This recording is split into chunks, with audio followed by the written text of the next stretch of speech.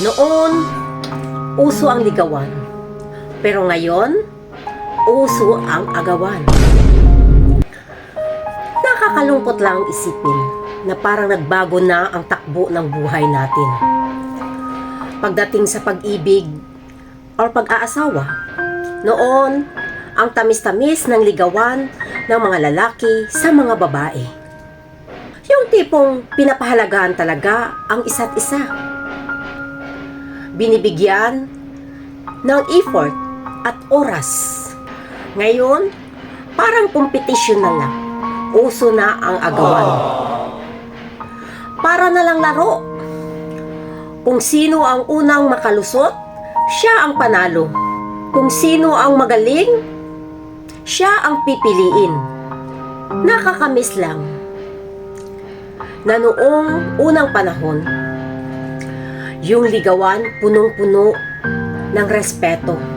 Hindi mo pwede hawakan ang babae sa kamay or halikan man lang. Pinapakita talaga ang tunay na intensyon ng lalaki. Yung hindi mo basta-basta makuha ang babae.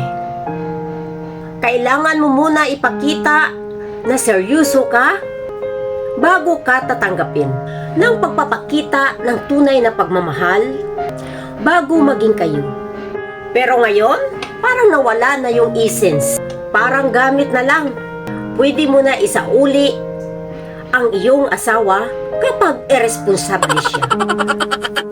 Sana mabalik natin ang tunay na kahalagahan ng tradisyon ng panliligaw or pag-aasawa, kung saan respeto at pagmamahal ang umiiral. Kaso, sa mundo ngayon, lahat mabilis na lang. Lahat instant na. Sana makahanap pa rin tayo ng pag-ibig na masasabi nating totoo at mahalaga.